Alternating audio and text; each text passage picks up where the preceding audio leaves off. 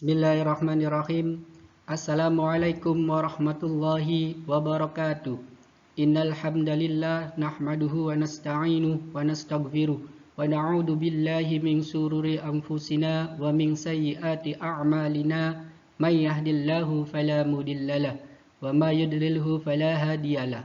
Rabbi shrah li sadri wa yassir li amri wahlul 'uqdatam min lisani yafqahu qawli. Amma ba'du. Alhamdulillahi Rabbil Alamin. Segala puji bagi Allah, Tuhan semesta alam, yang memberikan rahmat hidayahnya kepada kita sehingga kita bisa berkumpul di dalam acara presentasi standar kompetensi guru di Kanada yang akan dibawakan oleh kami kelompok 6, yaitu Muhammad Jamaluddin, saya sendiri, dan Pupung Saifur Rahman. Salawat dan salam semoga tercurahkan kepada junjungan Nabi besar kita, Nabi Muhammad SAW. Semoga kita semua mendapatkan syafaat dari beliau di yaumil akhir nanti. Amin amin ya rabbal alamin. Yang terhormat dosen pembimbing standar kompetensi guru Mbak Bana dan Ibu Melinda. Yang terhormat rekan-rekan sejawat Magister Pendidikan Matematika Universitas Pasundan Bandung yang saya banggakan. Perkenalkan, nama saya Muhammad Jamaluddin. Saya akan mempresentasikan tentang standar kompetensi guru di Kanada bersama rekan saya Pupung Saifur Rahman. Mudah-mudahan apa yang akan kami presentasikan bermanfaat bagi kita semua. Amin amin ya rabbal alamin.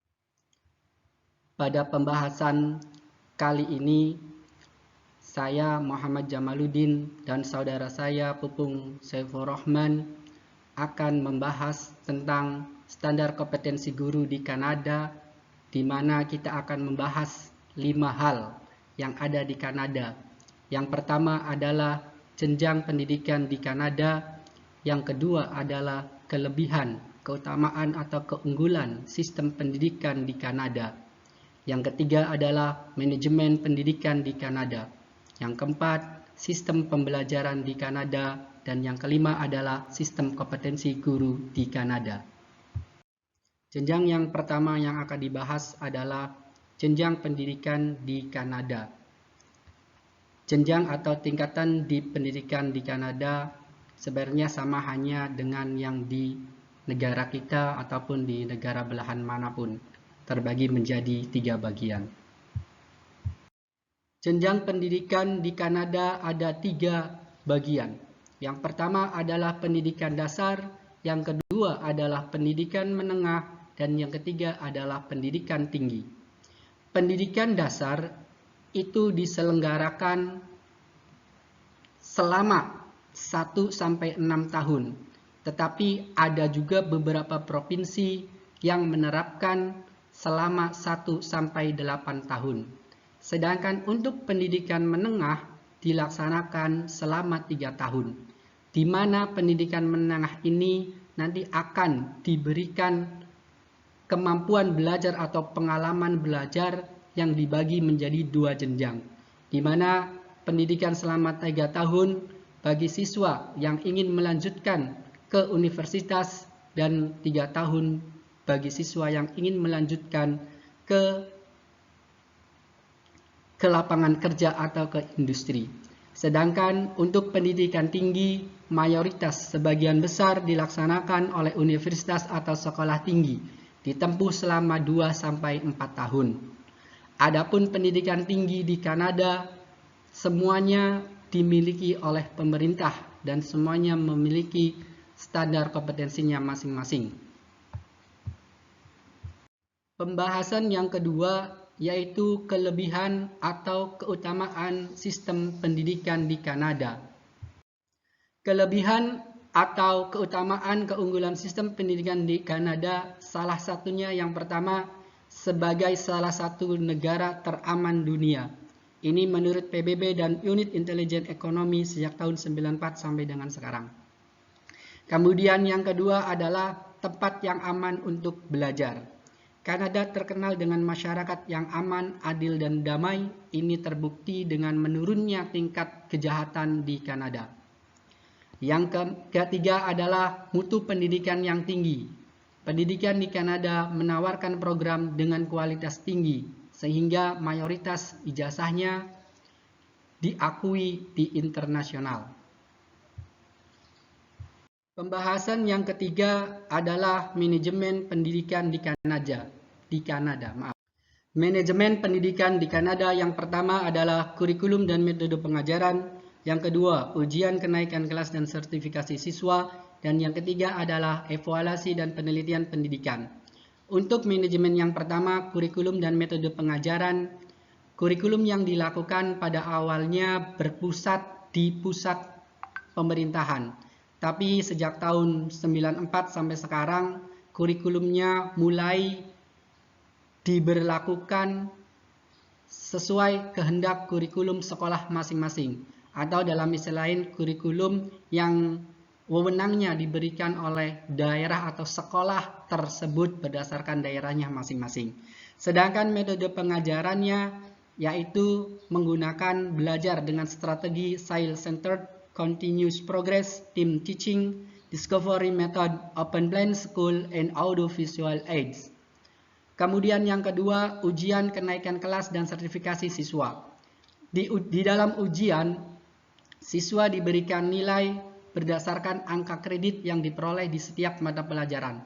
Sedangkan untuk kenaikan kelas dilaksanakan berdasarkan mata pelajaran, bukan berdasarkan kelas. Sedangkan untuk sertifikasi ada uji khusus untuk memilih dan memilah antara siswa yang ingin melanjutkan ke universitas atau langsung ke dunia industri. Untuk yang ketiga, evaluasi dan penelitian pendidikan. Evaluasi ini dilakukan oleh tenaga ahli atau dosen atau dari pihak universitas untuk mengevaluasi setiap pembelajaran dalam setiap tahun di masing-masing sekolah. Sedangkan untuk penelitian pendidikannya dilakukan oleh seluruh provinsi dan teritorial. Walaupun tingkat aktivitas penelitian ini berbeda-beda karena memang mayoritas jumlah penduduknya yang beragam dan beraneka suku. Pembahasan yang keempat adalah sistem pembelajaran di Kanada. Sistem pembelajaran di Kanada. Yang pertama, metode pembelajaran. Metode pembelajaran yang dilakukan di pendidikan di Provinsi Kanada yaitu menggunakan metode Problem Based Learning atau PBL, di mana model pembelajaran ini menghadapkan siswa kepada dunia nyata atau real world untuk memulai pembelajaran dan merupakan salah satu model pembelajaran inovatif yang dapat memberikan kondisi belajar aktif kepada siswa. Yang kedua adalah kurikulum. Kurikulum juga sering mengalami revisi, sama hanya kurikulum yang ada di Indonesia. Kurikulum yang ada di Kanada yaitu pada pendidikan dasar dan menengah mencakup bidang matematika, sains, bahasa, dan ilmu sosial yang terdiri dari sejarah dan geografi. Sedangkan kurikulum sekarang yang diberlakukan di Kanada yaitu memasukkan sistem komputer, berpikir kreatif, belajar mandiri, dan pendidikan lingkungan. Adapun yang ketiga adalah pengadaan pegawai. Pada awalnya pengadaan pegawai sekolah semuanya diangkat dari pusat.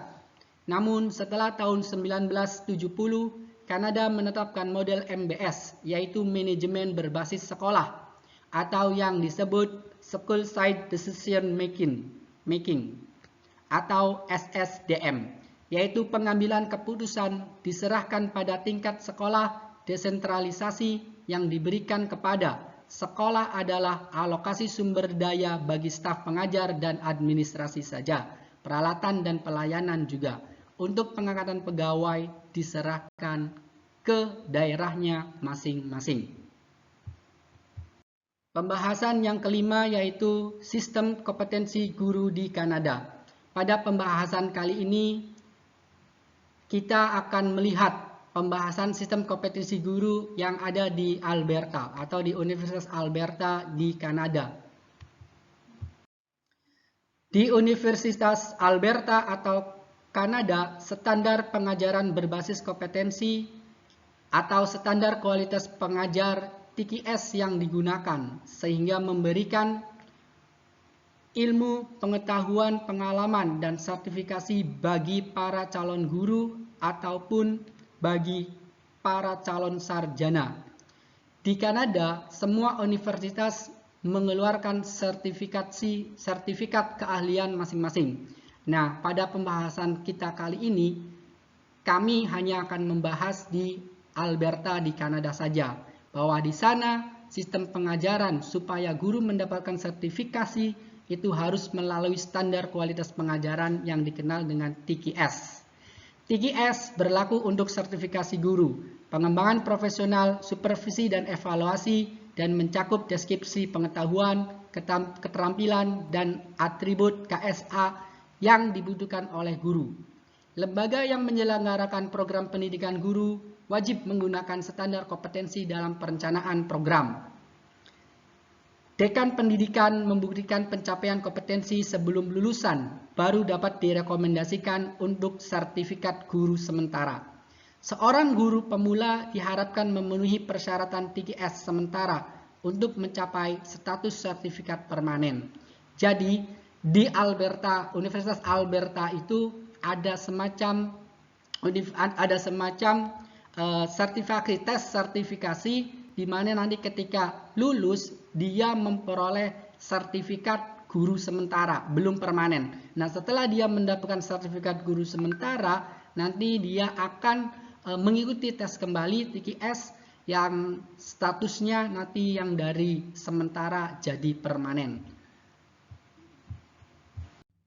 Pengembangan TQS di Alberta ini menarik karena ditandai dengan keterlibatan dan kolaborasi yang erat antara banyak pemangku kepentingan, terutama Alberta Teacher Association atau ATA, di mana mereka merekomendasikan tentang sertifikat buat guru sementara dan sertifikat guru permanen, dan itu dilakukan selama 10 tahun sepanjang karirnya.